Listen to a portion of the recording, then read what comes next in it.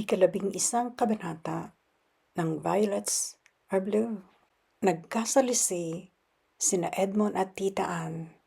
Ang usapan kasi, haharap din si Edmond sa pagkausap nina Tita Ann, Attorney Lagdameo at ang inupahang private investigator sa testigo. Ngunit natagalan ang binata sa paglabas sa airport, kaya hindi na niya inabutan ang grupo sa takdang lugar. Paglabas niya roon, inisip ng binata kung uuwi muna siya sa penthouse. Tutuntunin kung nasaan na sina Attorney Lagdameo at Tita Ann o kung pupuntahan na niya si Michelle. Nananabik si Edmond na muling makita ang dalaga at nag-aalala rin siya para sa kaligtasan nito. Nilapitan ni Edmond ang company driver na sumundo sa kanya sa NAIA para bigyan iyon ng instructions. Nag-iisa sa bahay si Michelle, pero hindi siya nasorpresa. Alam niyang isang linggo na rin, buhat nang umuwi sa probinsya ang kanyang katulong, si Aling Cedes. Sa mga kamag-anak, hindi niya masisi ang katulong. Sino ba ang tatagal na mag-isang tumira sa bahay na pinangyarihan ng malagim na krimen?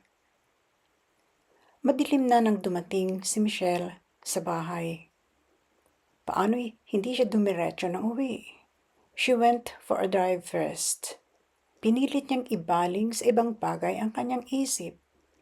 Halimbawa sa masamang lagay ng mga kalsada at terribleng ugali ng mga kapwa motorista para malibang siya.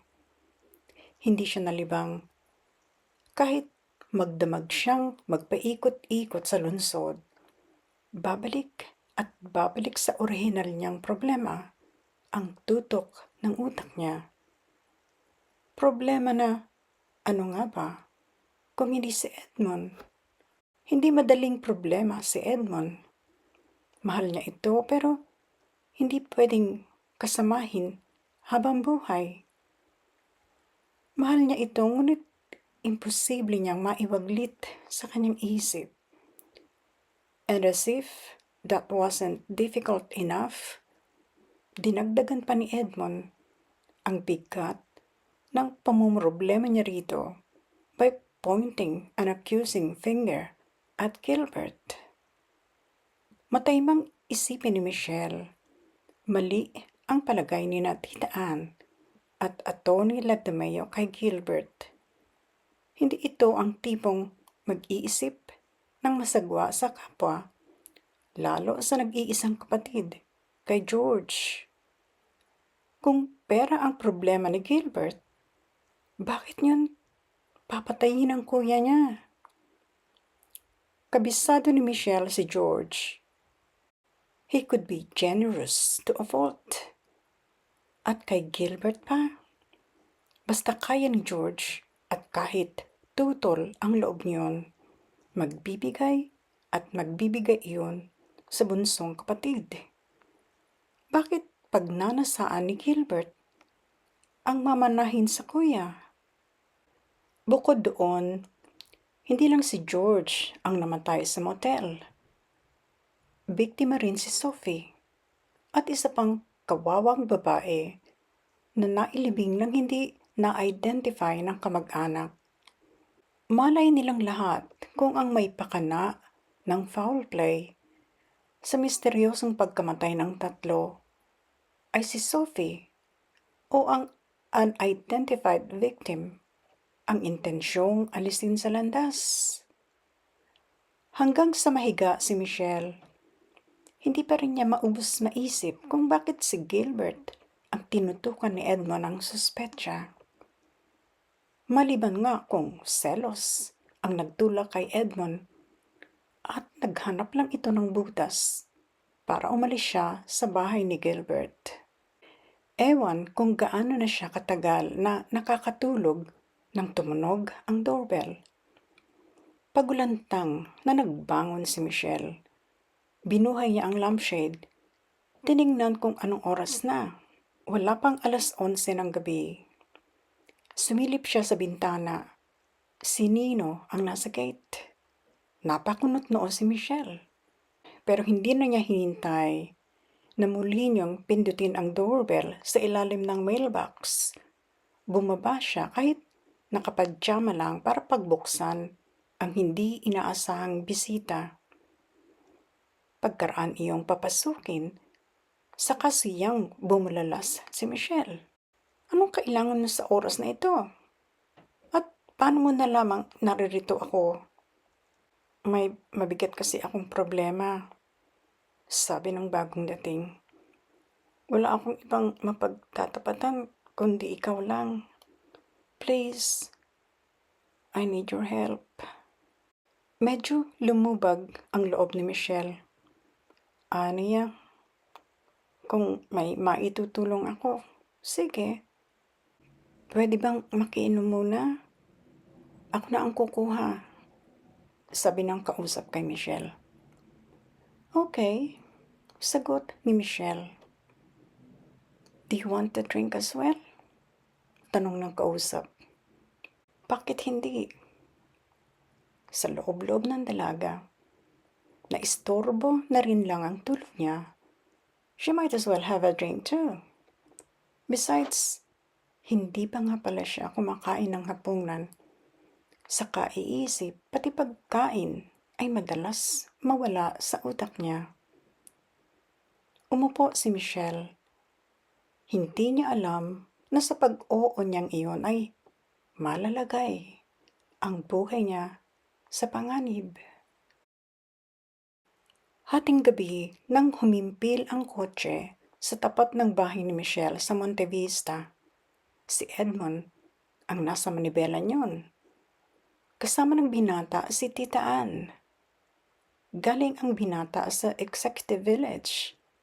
Akala niya naroon si Michelle. Nang dumating si Tita Ann, sakala niya na lamang sa Monte Vista umuwi ang dalaga. Pagkatapos pag-usapan ng dalawa ang nangyari sa opisina ng abogado, iginiit ni Edmond na puntahan si Michelle para kausapin. Hindi siguro yan mabuting ideya, Edmond. Payo ng matanda. Ayokong isipin ni Michelle na sinisiraan ko lang si Gilbert para umiwas siya rito. Sagot ni Edmond. Besides, may mga katotohanan na kailangang harapin si Michelle. I wonder, saad ni Tita Ann, kung paano siya magre-react sa natuklasan mo sa San Francisco. Ani Edmond. Umaasa ho ako, tita. Nakaparis din ang reaction ko. There are things we cannot change. At magiging maayos lang ang pananaw ni Michelle kung tulad ko ay tatanggapin din niya iyon ng maluwag sa loob. Sana nga, iho. Pabuntong hiningang sagot ni Tita Ann. At dapat din ho niyang malaman ang pinagtapat niyong saksi, yung groom boy sa Shasta, sabi ni Edmond. By the way, tita, nakuna na ba ng statement yung testigo? Naghiwalay kami ni Attorney Lagdamere sa police headquarters, sagot ni Tita Ann. Gusto niyang tiyakin na kukuna ng pahayag yung testigo nang may kasamang abogado para legal lahat ang procedure. Pagdating kina Michelle, nagtaka agad si Edmond. Patay kasi ang lahat ng ilaw. Isang bagay iyon na alam ng binatang hindi normal. Regulasyon sa lahat ng homeowners sa subdivision na mag-iwan ng kahit isang sindidong ilaw sa labas ng bahay. Kahit mahina ang wattage ng ilaw, pwede na. Ang importante, hindi balot ng dilim ang buong bakuran. Para iyon sa seguridad. Ilang ulit na pinindot ni Edmond ang doorbell. Walang kumikilos sa loob ng bahay. Sabi ni Tita Ann, baka hindi nakakonekta ang doorbell sa loob. Konektado ho, sagot ni Edmond. naririnig ko ang pagtunog sa loob ng bahay. Noon nabuhay ang mga ilaw sa katapat na bahay kina Peter Moran. Pagkasindi ng ilaw sa bulwagan, bumukas ang pinto ng bahay niyon at may kung sinong lumabas sa gate. Nakilala ni Edmond ang kanyang ninong. Magandang gabi rito ang binata, pati si Tita Ann. Nakita niyo ho ba, ninong? Tanong dito ni Edmond. Kung dumating si Michelle?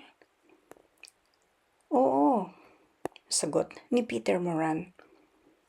Magkasunod nga ang kotse naming pumasok sa gate sa labasan. Wala bang sumasagot? Kanina pa ho kami nagdo-doorbell ni Tita Ann, sabi ni Edmond. Tanyo nga ho, nabulabog pati kayo. Walang problema yun, iho, sabi ni Peter Moran. Kung pumasok na kaya kayo, abot naman dito sa labas yung trangka, hindi ba? Sasamahan ko kayong kumatok sa harapang pinto. Ginawa ni Edmond ang suhestyon ng kanyang ninong. Ang totoo, medyo kinakabahan na siya. Kung ganitong nagkakaingay na sila sa labas at hindi pa rin nagigising si Michelle, something could be wrong.